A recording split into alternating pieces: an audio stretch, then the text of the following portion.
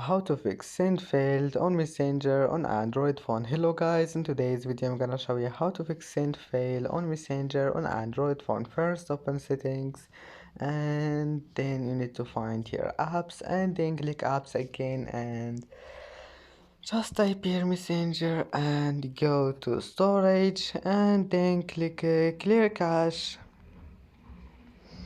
And then if that doesn't fix your problem, just go back to data usage, enable all of those, and then go back and check your internet connection here, and if everything is good, just restart your phone and it will be fixed. And that's it for today's video. It's easy. Or you can just clear data. If that doesn't fix your problem, just go to Messenger and clear data. This one, data, clear it.